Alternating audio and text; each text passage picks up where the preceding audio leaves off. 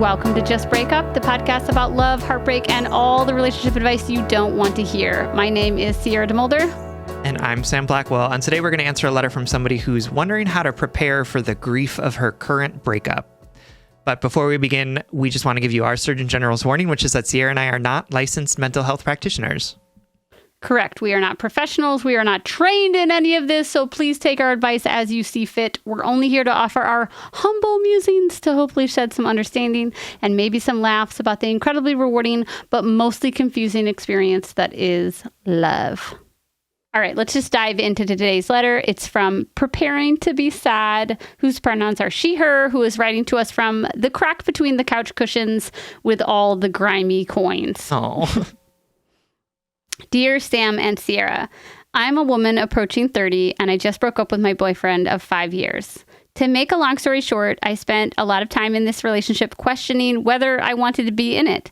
My partner and I love, admire, and support each other and have many fun times together. We brought a lot of joy into each other's lives. We also had a lot of big incompatibilities in terms of life goals, habits, and sexual desires. My internal script for the last 1 to 2 years was something like, I love him, but I don't know if I want to be with him. But our life is so good, and I'm better off for being with him, but I'm also not happy. But if I was a better partner, I wouldn't feel this way. And on and on and on. After years of questioning, I realized I would never be able to wholeheartedly commit to this relationship, and I told him we needed to break up. The current situation is that my partner and I have decided to continue living together as a couple for the next few weeks until my lease starts and I can move out of our shared space. I have my cake and I'm eating it too. I don't think this expression makes sense, but it is the best one for the situation. If you are an OG listener. I was like, we talked about this metaphor at like episode 4. Yeah, and I did not understand it because you were like, you can't have your cake and eat it too. And I was like, no, I have my cake and I'm eating it. No, you can't have it in your hands. But it's in my hand. I have it and I'm eating it. It still doesn't make sense to me. Anyway. You can't say, look at this beautiful cake that I have on my counter. Yes, you can, because you can. Yeah, you can. You absolutely look at. There's more than one piece. No, once it's in your belly, it is no longer on the counter. It doesn't make sense. It makes sense. You are just being intentionally obtuse. Yes, you're right. It's more like saying you can't have your boyfriend and be single too. Yes, now you get it. Now you understand. Yes. No. But cake, like you can't. All right. You can't have your boyfriend and also have eaten him. Does that? Yeah, that makes sense. Okay. To be totally honest, I feel great right now. I am basking in the relief of having said the hard thing and gotten it out of the way. And I'm genuinely looking forward to a new independent life. I feel excited to find new ways to spend my time and energy outside of this relationship. And I'm also still coming home to my handsome, funny, trustworthy boyfriend or ex-boyfriend. So I'm not really living the breakup yet. I know that once we actually separate and I have to face the reality of my decision, this is going to be a whole lot harder. The regrets haven't had a chance to creep in yet, but I see them lurking around the corner. Why didn't we work harder? Why couldn't I have become more honest with him sooner? Why couldn't I maintain a sense of attraction or be okay with less desire in my relationship? Don't mature adults find a way to grow together rather than apart? Any tips for getting through the first weeks and months after I move out? In my last breakup, I didn't really let myself grieve at first, and it came out sideways for years after. This time, I'd like to find a balance between grieving and celebrating my new life. Any tips or practical suggestions or kind words or tough love would be much appreciated. Much love, and thanks for all that you do, Preparing to Be Sad. All right, Preparing, thank you so much for writing to us and for trusting us with this question. This is really hard. It's hard to break up with somebody that you've been with for 5 years, regardless of if you know it's the right decision. And you're in this sort of in-between place at the moment where you are kind of getting the best of both worlds. And it's really challenging to be in that, right? Like it feels really good, but it also it makes things less clear than they were when you were like, oh yes, we need to break up. And I think that this kind of speaks to the ways in which relationships are so much more nuanced and less black and white than we think that they are, which is like, oh, we're either together or we're broken up. And like, yes, that's true to a certain extent. And I think Sierra and I try and help remind folks of that, right? Because it can be so confusing sometimes. And we also know that like situations like this happen where it's like, we're broken up, but we're still sleeping together and we still kind of live together while we wait for this thing to happen. You know, it makes me think about the ways in which we think about relationships and that there is often no kind of cut moment where everything ends and our new life begins, right? And instead, like almost everything, it's a weird, awkward, crunchy transition into something different. So I'm sorry that you're in the place of that crunchiness. And I appreciate that you are asking yourself the question of, I know that this like sort of nebulous in-between moment is fleeting. So what can I do now in order to help prepare me for what I know is going to be the future, which is moving out, not having the same amount of contact with this person, embarking on a life as a single person, which has its own rewards and challenges involved in it. And how can I help support myself through this transition, as opposed to just being like, ooh, this is fun. Great. I get everything that I want. Right. And that type of like self-awareness, I think, is really important. So thanks for asking us what we think you should do and what we would do in the situation. Don't trust us, because I lived with my ex for 2 years. So I don't know why you are choosing to write to me about this question, because I cannot give you a good answer. But I'm going to try after we get back from this break. All right, my darling. Thank you so much for writing and for trusting us with this letter. And welcome back to our darling Head and Heart workers. I love this letter. I'm so proud of you, like you said, our dear letter writer, for saying the hard thing. You did it. And the fleeting joy that you're feeling right now is because you earned it. Because you earned it, right? And because you haven't had to like face the music. It makes a lot of sense, right? Where you are right now. I'm going to just dive right in and start with what I think is a really powerful observation. You write, the regrets are lurking around the corner. Why didn't we work harder? Why couldn't I have been more honest with him sooner? Don't mature adults find ways to grow together rather than apart? And I want to say this is actually growing together and apart, right? Like it's both. Like you two are doing the hard and mature thing by lovingly and intentionally uncoupling, or whatever celebrities call it. And you're choosing to not burn out in a huge gas fire. And you're choosing not to cheat on each other and grow resentful. And you're choosing to, to me, it's mature to strategically stay together for these, or live in the same place for the next couple weeks. And then knowing that it's going to end. That takes a certain level of maturity to execute smoothly. And so I want you to think about it, not about growing together or growing apart, because to me, that tells me that there's a hierarchy, that it's better to grow together than it is to grow apart, right? So don't think about it that way, or think about it that, yes, you're growing together. You're literally both growing at the same time in a way that you both really needed, because it's time, So growing together looks like this. And he's going to grow in his own way, and you're going to grow in your own way, because now you are doing things differently. The reality is that sometimes the mature thing to do is to end a relationship, right? Because you know that it's not working for both of you. And yeah, I think that lots of mature people can grow in their relationships towards similar goals. And a lot of mature people realize that the relationship can't grow in the way that they want it to, and that they need to find or do something different. So, and it sounds like you are practicing maturity in this, right? Because you're asking yourself this question about what do I need to do to be able to grieve this relationship, and not just sit in this moment of being like, great, everything's fine, it's hunky dory, and then suddenly having things kind of collapse around you. And, I think to a certain extent, part of it is naming what is true for yourself in this present moment, right? Reminding yourself of, yes, we are in this like weird breakup honeymoon phase, which like happens. It happens after breakups. It's weird. It totally but happens. It happens. You want to know why? Because the conflict is over and you're like, absolutely. Oh my God. Yeah, the hard thing has been done. Wow, what is this sweet feeling? Yeah, you're just like flooded with relief and you're like, oh yes, the difficult thing is over. Let's just have fun. It's like a little vacation, where it's like, cool, now we just get to hang out with each other. And you're naming that for yourself, right? Like, I know that this isn't forever. I know that this isn't true.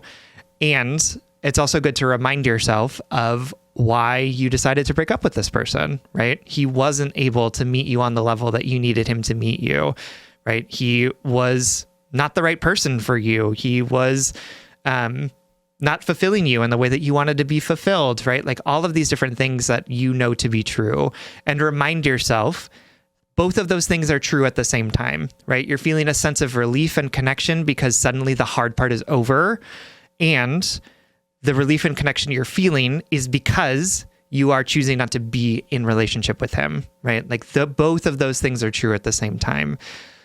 As you're sort of thinking about like, what does it look like to be able to grieve through some of this as well? I think that it's about, again, holding for yourself that those two things are true at the same time. I'm deeply relieved to be out of this relationship because it means that I can spend time on myself. I don't have to be worried about what he's doing or how he's feeling about things. I get to just invest in my own energy, my own hobbies, my relationships with other people. And despite the fact that we weren't compatible, he was still a good dude, right? He was still somebody that I loved and wanted to put time and energy into. I spent 5 years with this person, so this is also really hard. And not expecting that you can't feel both of those things at the same time, or that somehow they negate each other, right? Like that if I'm feeling relief, then therefore it was a bad relationship, or, I'm feeling aggrieved. I'm feeling grief over this relationship and how I miss the fact that we could have been something and we just couldn't make it work. That means that I shouldn't be feeling relief, or I've made the wrong decision, right? Our emotions, our bodies, our souls are too complex to be able to fit into one neat category. And so much of grief in relationships, in all sorts of different things, is about complex emotions, not just sad, mad, or glad, but melancholy, right? It's about nostalgia. It's about all sorts of different, more complex emotions that bring in all different iterations of those things. And so part of it is allowing yourself to have a complex experience, knowing that the situation that you are in and that you're moving into is itself complex. It's not just black and white. It's not just bad relationship broke up, but it's relationship that just didn't work, even though both of us were trying and we really loved each other, and so therefore we broke up, even though like maybe we could have done something different. I don't know, right? Like everything about this is complex. So the emotions tied to it, it's going to be complex. And that doesn't mean that something's wrong. It just means that it is nuanced. Right. Yeah, I feel for you right now and the complexity of everything you're going through. I'm also thinking about, the tangible advice you asked us for, of like, how can I move forward? How can I be prepared for this grief?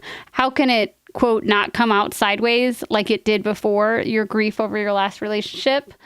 And I want to tell you what Sam has taught me, which is that no one can prepare for grief perfectly, and no one grieves perfectly. And it came out sideways before in that relationship because you're human, because you had the tools that you had then, because you didn't know what it was going to feel like. You didn't have the perfect checklist of like what to do. Because guess what? Even if Sam and I gave you that perfect checklist, like we're going to give you some like tangible, practical things to maybe try when you are single and chilling in that apartment by yourself and feeling maybe a little sad. But I just want to relieve you right now of the pressure to, well, it's relieving you of the pressure, but also like maybe disappointing you.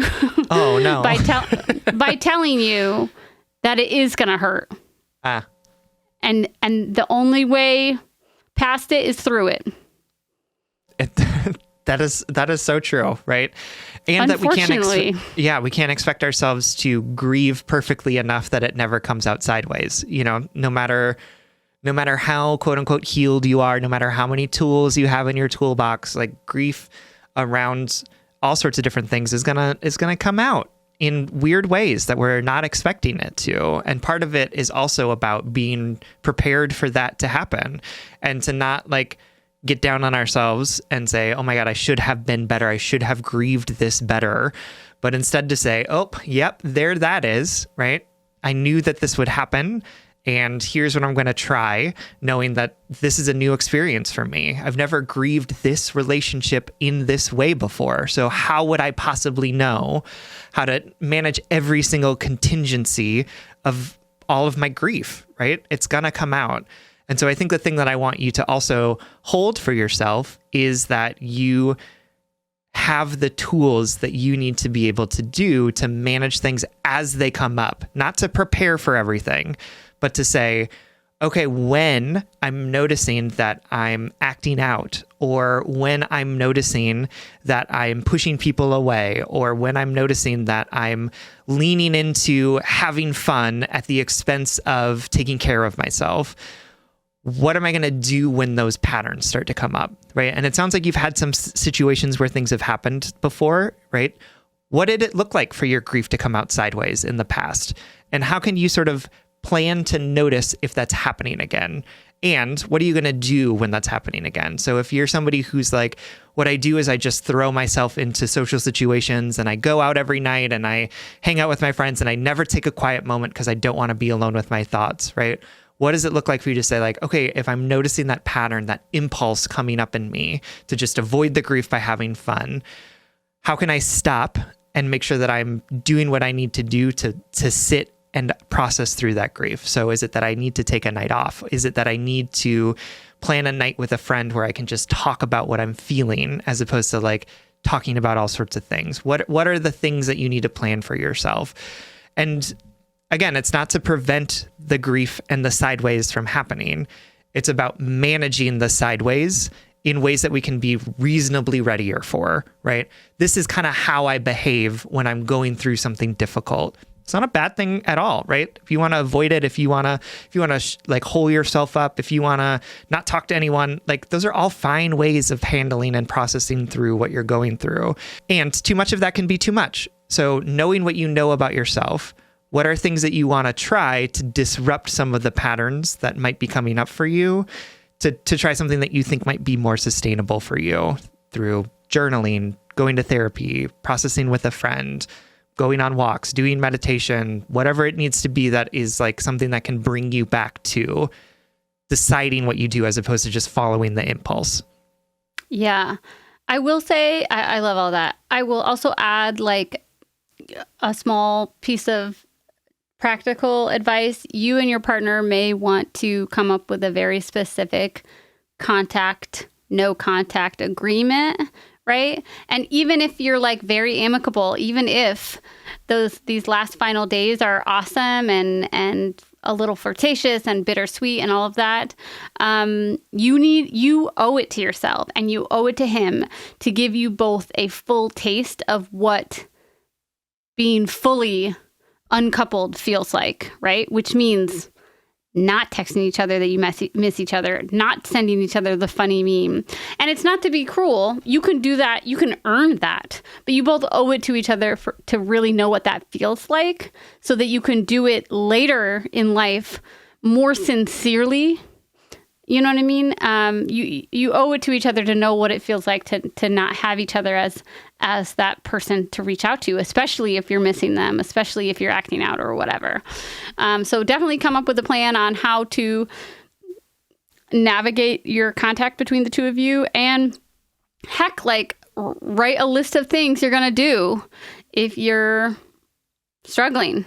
Or write a list of, like when Sam, if you're an OG listener, when Sam had his forever single era of their life, they took up cooking for themselves and like learned how to make dinner for themselves instead of for a partner. You know, what are your single goals? What do you want to know about yourself that you couldn't access within the bounds of that relationship? For sure. For sure. The reality is that this is going to be hard. And, you know, we can't keep things from being hard, but what we can do is take care of ourselves through the hard things. And again, that can look like all sorts of different ways of being. But I think that you're on the right track because you're already asking yourself the right questions, which is, how am I going to be aware of the patterns that are coming up for me? And how am I going to decide to take care of myself when those patterns come up? And I want to just add, and how do I not get down on myself when I don't behave in the way that I expect myself to be behaving, right? Or in the way that or when the things that I'm feeling don't get processed perfectly in the moment when they need to get processed, right? What sort of things are you going to say to yourself? What sort of caretaking are you going to do for yourself when things get crunchy? And like all people, you behave in ways that you wouldn't want yourself to when the crunchiness happens. So make some plans, right? Decide for yourself, what are things that sustain me? What are things that bring me back to my body? Whether that's cooking for yourself, whether that's going for a walk, whether that's reading a good book or watching TV or whatever it is. And how are you going to use those things when the crunchiness becomes its crunchiest, which is inevitable. It will happen. And that's okay. Doesn't mean that you've done anything wrong. It just means that things are challenging. Yeah, absolutely. All right, my darling, we love you. We know this is going to be hard, but we know you can do hard things. Absolutely. Thank you so much for writing. We love you. All right. It is Friday, which brings us to the blind date segment of our show. At the end of every week, we like to shout out something that we love, that we want to set you up with. And this week, we are sending you home with a book. This book is My Name is Barbara by Barbra Streisand. It is her memoir. And I have been listening to the audiobook, and it is delightful. It is just Barbara reading her book as if she were like performing on stage. Like it's just full of these like weird asides that I'm not quite sure are like written in the text or if she's just like talking. Like it's just like her cadence. It's just like very funny. Like she's just a very funny writer and storyteller. And it's just really interesting to hear about her life and experience as somebody who, you know, I think I have a lot of respect for, but I don't actually know that much about. I will warn you that the audiobook is 48 hours long. That's like a Game of Thrones book. It's longer. This is the longest audiobook I've ever listened to. But guess what? She talks really slow. So I turn it up to 1.5 speed. And then it just sounds like she's playing Fanny Brice reading her own memoir, which is absolutely delightful. So funny. What's also great is that they like do interstitials of the songs that she's describing as well. So you like get to listen to like portions of her music and it's a lot of deep cuts of things that I hadn't heard before. So it's just been great. It's lovely. It's a funny, interesting book to read. Like I get excited to like go do chores because it means I get to listen to this audiobook. Totally. Which isn't the truth for many of the audiobooks that I've listened to. So if you're interested, if you like Barbara, or if you're interested in sort of like old school diva stuff, or just like listening to a very funny person read a book about their life, you should check it out. Again, it's My Name is Barbara by Barbra Streisand. All right, everyone. Thank you so much for listening. If you would like more content from us, or if you would like access to our monthly office hours, you can support us on Patreon. If you support us on Patreon for as little as $5 a month, you'll get an additional bonus weekly episode. That's patreon.com/justbreakuppod. You can slide in our DMs, send us your favorite relationship memes, but most importantly, you can submit your questions about all matters of the heart at justbreakuppod.com, which is also where you can find our merchandise. Please remember to like, follow, subscribe, give us a 5-star rating and review. This literally keeps our mics on and helps us reach more brokenhearted souls who need two random strangers giving them relationship advice. Just Break Up is a production of Duvid Media, original music, recording, editing, producing, all magical things by our good friend Spencer Worth Davis. Make sure to check out his podcasts and his music. And remember, Tara Brach, a meditation teacher that my wife and I listen to, always says that we as humans, we think that we are riding the waves of life, that we are riding this big wave of anxiety and this trough of depression and this wave of joy and this trough of unsatisfaction or whatever. And we always talk about our lives and ourselves as though we are not in control of all of those ups and downs. But she likes to offer the suggestion that it's not that we are riding the waves, it is that we are the ocean, that we are this big, large, substantial, capable, resilient thing, that we are all of those things, the highs, the lows, the longings, the regrets, the joy, the pleasure, all at once. And if all else fails, just break up.